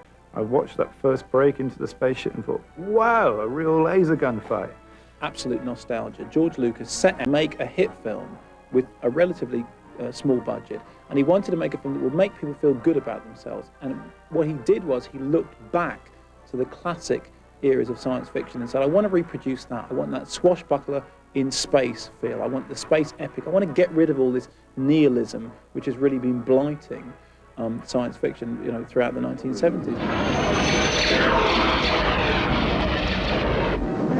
So the fun begins. How long before you can make the jump to light speed? Take a few moments to get the coordinates from the Navicomputer. You kidding? At the rate they're gaining? Traveling through hyperspace ain't like dust and crops, boy. Without precise calculations, we'd fly right through a star or bounce too close to a supernova and then it'd end your trip real quick, wouldn't it? What's that flashing? Losing a deflector shield. Don't trap yourselves in. I'm gonna make the jump to light speed.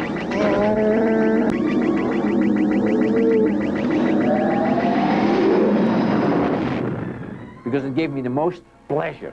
I mean, Blade Runner is a good movie. Total Recall is also a good movie, but the real thing is Star Wars, I think, you know? Sitting there and being there for the first time and going through the universe, that was the ultimate experience.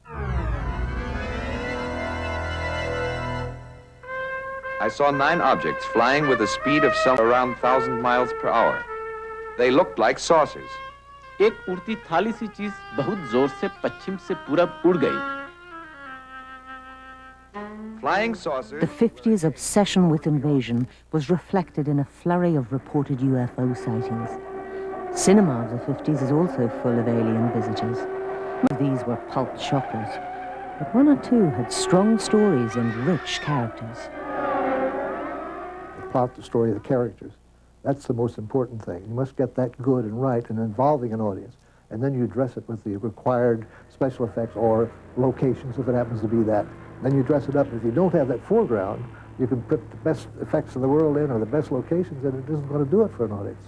I was called by Darryl Zanuck, who was running the studio there, and he handed me the script The Day the Earth Stood Still, written by Edmund North, from a short story, and I took it off and read it and absolutely responded so positively, loved it, loved not only the idea of it, having science fiction here on Earth, but also, of course, what it had to say. It's an indictment of atomic warfare.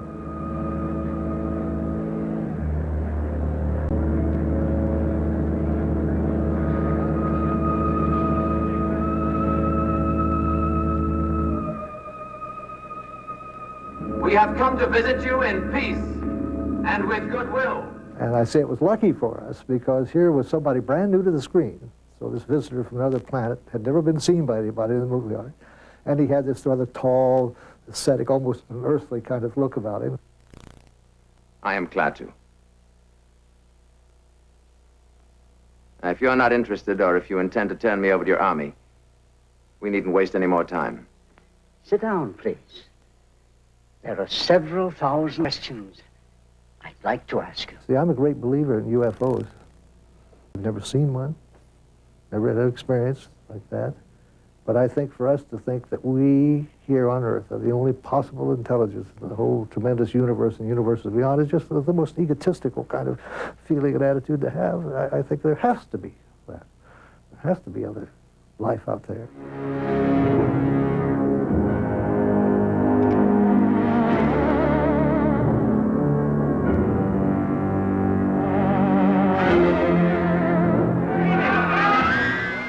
There have always been two different threads of science fiction, despite the fact that people will try and simplify it and say sci-fi in the 1950s was ragingly xenophobic and it was very anti-communist. That's not actually, necessarily always the case, although there is clearly a red menace being represented in many of the kind of extraterrestrial invasion movies. Invaders from Mars, capturing humans at will for their own sinister purposes, turning them into diabolical instruments of destruction.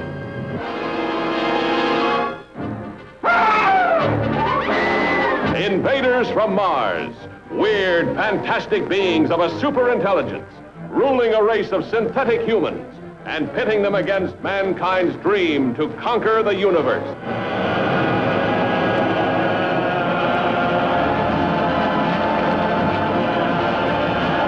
Father turned against son. People changed into strange, weird animals. A general of the army becomes a saboteur. Trusted police turned into arsonists. The Martians! We've got to stop The thing about the science fiction movie in the 1950s is almost invariably it's not a science fiction movie. It's a movie of horror. And horror movies depend on a violation of the norm and some kind of reconstruction of the normal world afterwards. So that always in the 1950s, you'll notice that science fiction movies, so-called, end in the destruction of the science fiction element. Fiendish, crawling things. From Antarctica, frozen for 1,000,000 years, to a small naval outpost in the Pacific comes a cargo of deviltry, devastation, death. Attacking bodies, destroying minds. During the 60s and 70s, monsters were largely absent from science fiction cinema. Those that were present were often unintentionally funny. Chilling terror in a desperate, endless fight against a nameless horror. Those things are multiplying. There's no telling how fast. I wouldn't be surprised if it got up to be hundreds, maybe even thousands. The whole island would be covered with them.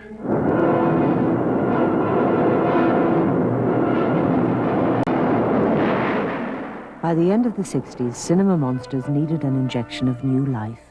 Dark Star was a comedy, and in the course of working on that, gradually there had materialized a non-con, in my mind, a frightening version that I'd been toying with. It might have started a moment when we had such trouble getting an effective monster. It ended up being the beach ball with feet.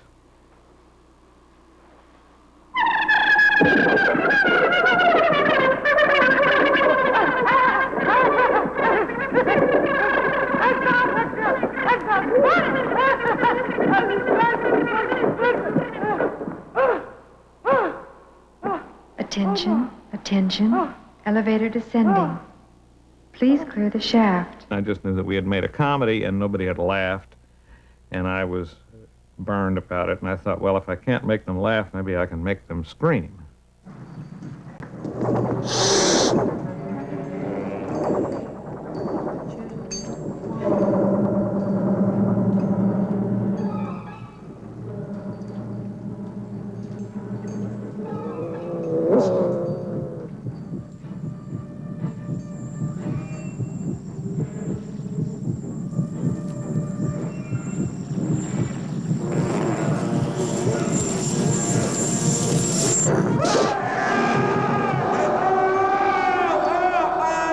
I met the Swiss painter, Giger, and I was turning through his pictures. The thought that bubbled up was that this guy's work could be put onto a movie screen, it would be the most extraordinary monster anyone has ever seen.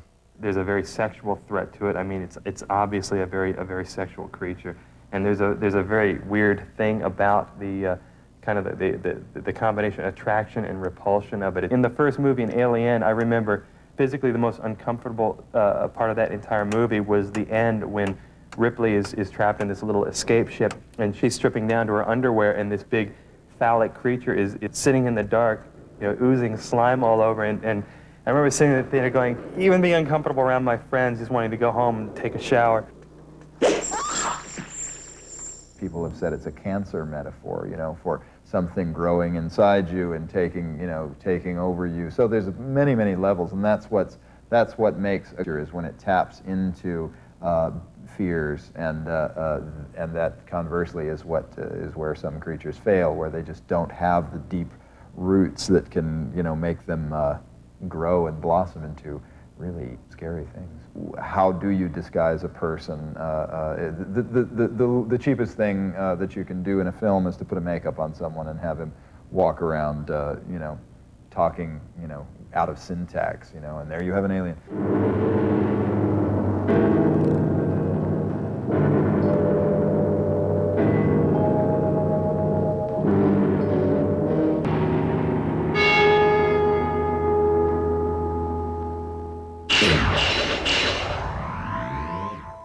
In 1984, William Gibson launched cyberpunk with his novel Neuromancer. Cyberpunk is a fast, graphic offshoot of pop culture, where high-tech meets low-life in a world of computer hackers, techno-geeks, and recycled body parts. Some of my readers assume that I do my writing on something that looks like a stealth bomber with the serial numbers filed off. But in fact, I use a very primitive, obsolete computer, which I only got about 2 years ago. And before that, I wrote on a manual typewriter. And when I started writing this stuff, I'd never touched the computer. And I think it gave me a certain strange edge in terms of imagination, and that I wasn't really hindered by what was possible. The whole problem of cyberpunk is that cyberpunk is a literary rather than a visual thing. People say there hasn't yet been a good cyberpunk movie, and the reason for that is it is very, very hard, maybe impossible, to express on screen the ideas that cyberpunk comes up with. One of the things that I think is very indicative is that William Gibson was asked to write a script for Alien 3, which was thrown out like that because it was, you know, it was unfilmable. They couldn't do it. Neil Stephenson's book's a wonderful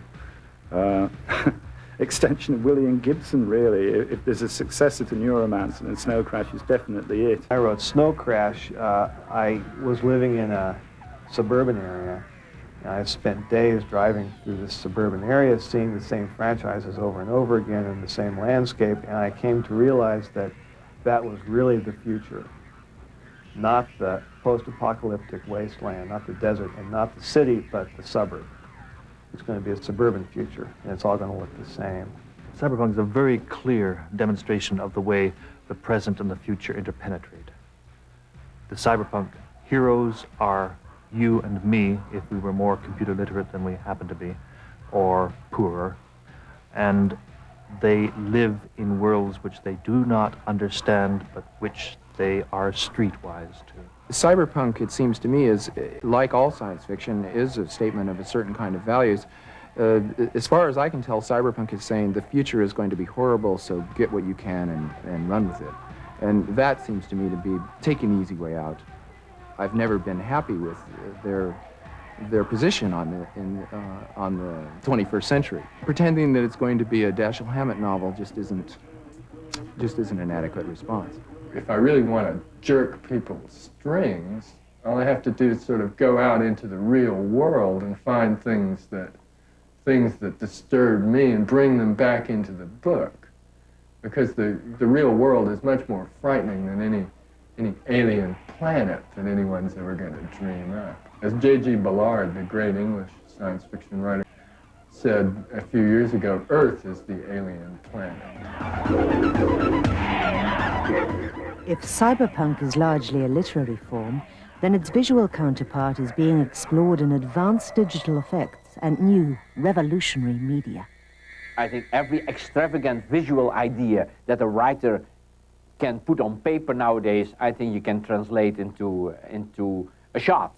Nothing has happened in motion pictures in the last half a century. I mean, it's still in the steam machine age, for no reason whatsoever. So it's a very peculiar thing that the most powerful medium has not kept up with the times at all.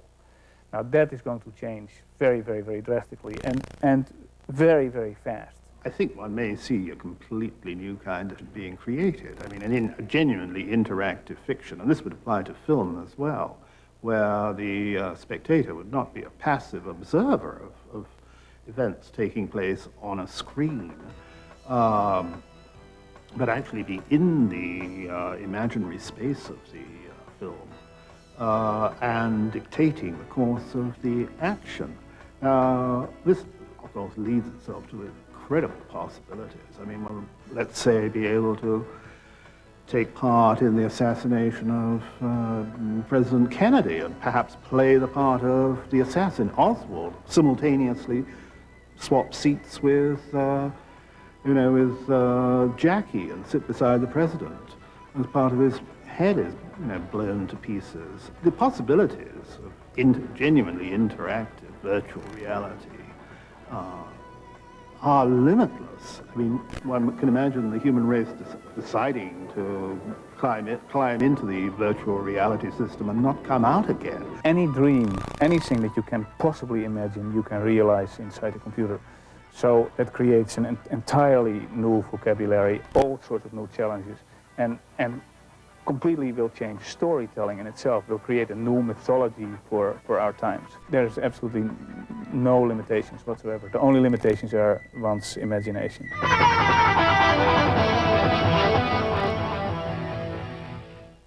SF doesn't tend to be a really young person's thing. I'd sort of say the age is 20 to 40 for your serious SF reader. All walks of life, bank managers, students, housewives, house husbands, everybody. The classic authors, Isaac Asimov, Arthur C. Clarke, all the George Lucas films. 1984 by George Orwell, Brave New World, An Island by Huxley. Marion Zimmer Bradley, I like her books, and McCaffrey as well. Robert Heinlein. Bruce Sterling, a lot of cyberpunk stuff. My favorite science fiction film is Brazil. Oh yeah, Barbarella's great. Like when I was in 7th and 8th grade, all the kids who read science fiction were like, everyone thought they were a disease or something. Stuff from the 50s, that came from another world, Forbidden Planet. My favorite film would be Clockwork Orange, like the Kubrick one. Terminator and Total Recall. Blade Runner. There are many kinds of science fiction. There's a social comic science fiction. There's a visionary, surreal science fiction. What really has concerned me is what concerns any writer of anything. Who are we? What are we doing here? How do we deal with each other in a society? Electricity was a laboratory curiosity for centuries, but nobody ever predicted that Les Paul would plug in his guitar and create a new musical instrument, the electric guitar.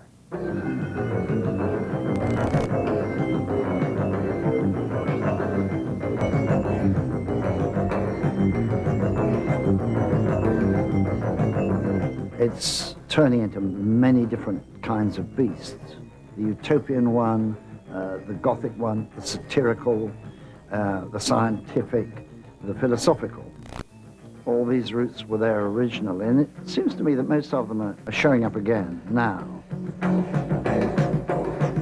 More and more, there are people who will read science fiction, although it is not their principal interest. So I think, actually, the ghetto walls are coming down.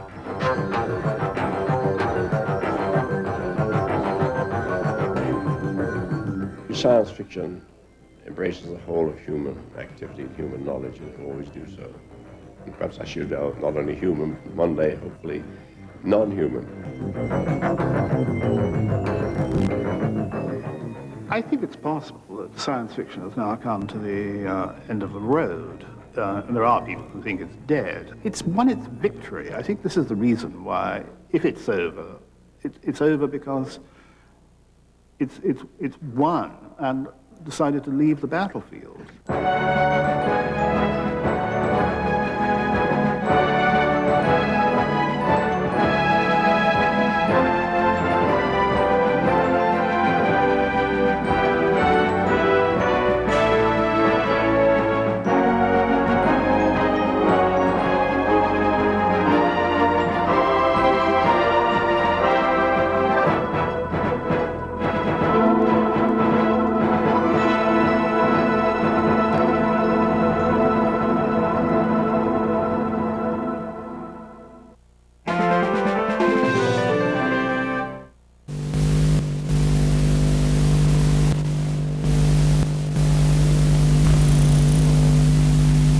Many people have asked me why it took me 40 years to write Empire of the Sun, which is a very long time to wait.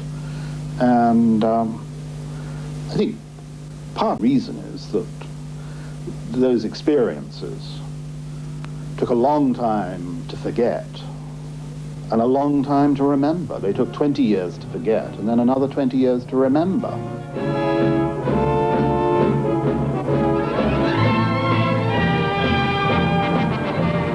Jim thought of the last weeks of the war. Towards the end, everything had become a little muddled. He'd been starving and perhaps had gone slightly mad. Yet he knew that he had seen the flash of the atom bomb at Nagasaki, even across the 400 miles of the China Sea. More important, he had seen the start of World War III and realized it was taking place around him. The crowds watching the newsreels on the Bund had failed to grasp that these were the trailers for a war that had already started. One day there would be no more newsreels.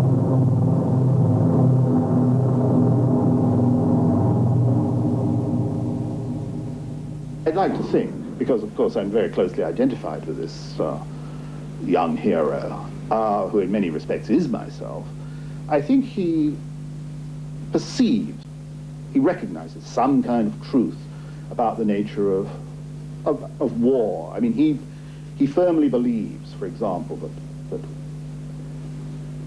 World War II may have ended, but with its end and the dropping of the atom bomb, World War III has actually begun. When I interviewed J.G. Ballard and asked him about that, and he said that it seemed as though Hiroshima was the opening of World War III on the installment plan, or that this was the down payment for World War III. It's described, I think, as, he says, it's as if God is taking photographs of the Earth, the flash that he sees from 1,000 miles away. And God might be taking that photograph as a sort of something to remember the Earth by, since, you know, that is the import of the moment.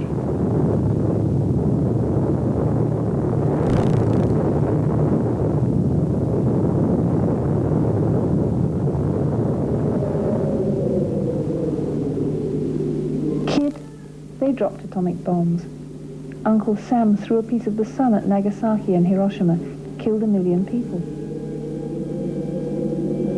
Is the war really over? Yeah, it's over. Finished. We're all friends. The Emperor just announced the surrender. Where are the Americans? They're kid.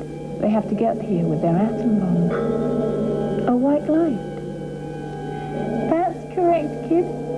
The atom bomb, U.S. superweapon. Maybe you saw the Nagasaki bomb.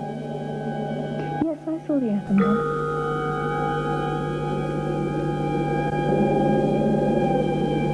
It seemed to me that it was about the end of empire in a very, very complex and interesting way. It was about the behavior of people in extremis. And more than either of those things, it was centering upon non-combatants as the real victims of the Second World War.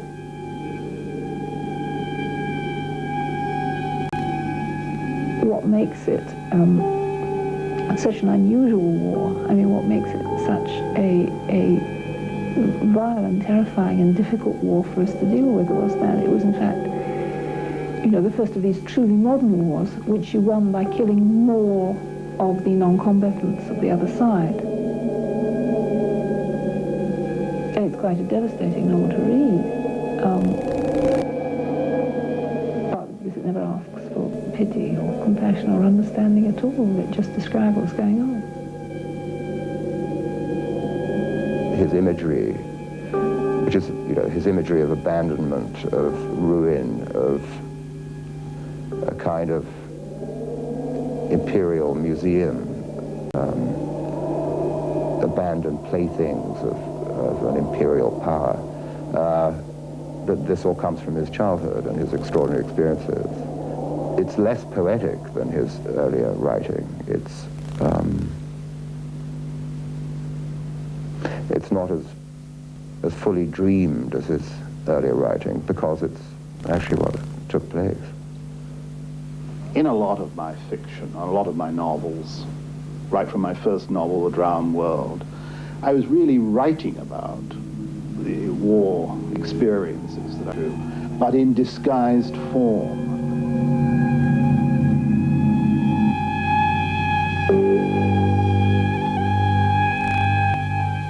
The novel has a most peculiar flavor because it's written in balladese, and he has a prose style which is, I think, unique in English. And I think that the novel is intended as a adventure. He uses this curiously dead language. It's something that he does in all his fiction. The language is always slightly off-center. It's always slightly... it has the quality of a Glenn Baxter caption, always, Ballard's language. I think it's done perfectly consciously. And it gives a peculiarly nightmarish feel to that novel, I think, that it's done as a bold adventure. And so much so that, I kept remembering Peter Pan saying, "To die would be an awfully big adventure." And it has a kind of terrifying resonance in that novel.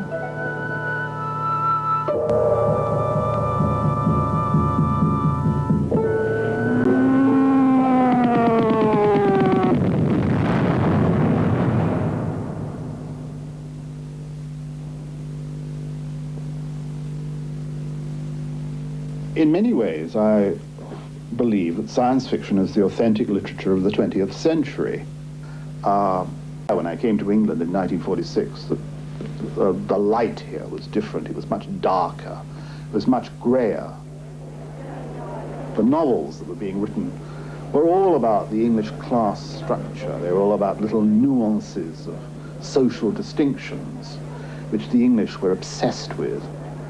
I wanted a fiction that was about, never mind the future, but was about the present day. It seemed to me that English fiction wasn't even about the present day. I wanted to write about the next 5 minutes, not the last 30 years. And the only form of fiction that it seemed to me that had the vocabulary of ideas to deal with the next 5 minutes was science fiction. I think in the 60s, a great many writers thought that science fiction was the way into the particular predicaments of the 20th century, but people were using the term very, very widely in the sense of people who use certain kinds of non-naturalistic narrative forms. They needn't necessarily, be about bug-eyed monsters or viral strains or whatever. Now, I wasn't interested in interplanetary travel, time travel, outer space. That didn't interest me at all, and I've never written a science fiction set in outer space or millions of years in the future. I wanted a science fiction for the present day. These days, about 3 out of 5 science fiction novels take place are post-cataclysmic. Other than that, you get the sort of Pentagon countdown type novel, which is all very well, and science fiction does it well, but the trouble with science fiction is that it never did become the authentic literature of the 20th century. It's remained a genre. Ballard is one of the few writers who's stepped out of who's transcended the genre, perhaps. But otherwise, it remains a minority pursuit. It's like train spotting.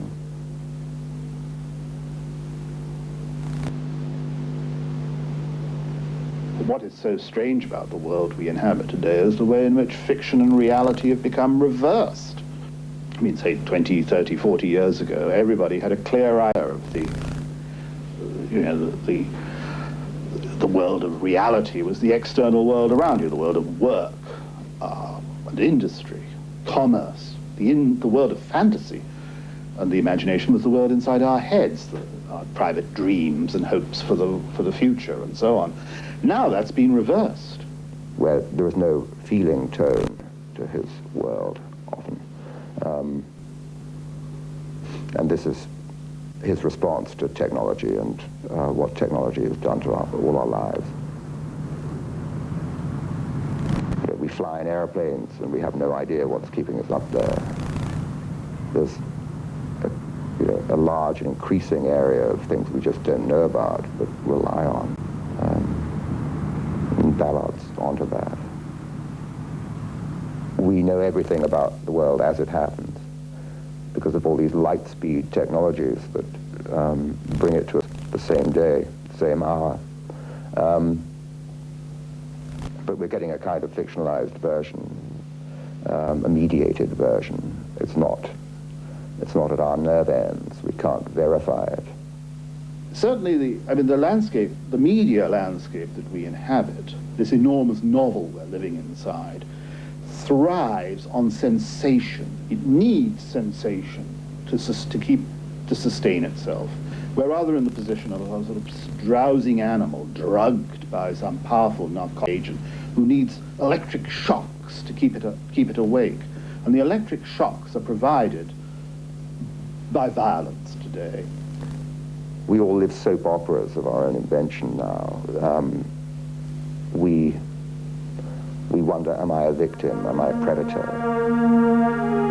Her fingers went over the mold of his face, over his features. How perfect and foreign he was. How dangerous. Her soul thrilled with complete knowledge. This was the glistening, forbidden apple. She kissed him, putting her fingers over his face, his eyes over his ears to his neck. To know him, to gather him in by touch. Obsession for Men, Calvin Klein. These kind of corny stock roles are the ones we bounce off in our own thinking about our own lives. In that sense, our lives are fictionalized too. In fact, I went on holiday a few years ago to Greece, and I was there for about a month, and I was standing on a beach in the Peloponnese, and I suddenly forgot where I lived. I couldn't remember. I knew I lived in England, but I couldn't remember where, even though I was then in this house for about 20 years, and I actually had to work it out backwards. Calais, Dover, London, Hammersmith, Shepperton, I suddenly realized, and then this house. So, obviously this house... The trouble is that nuclear weapons are everything and nothing, both at the same time.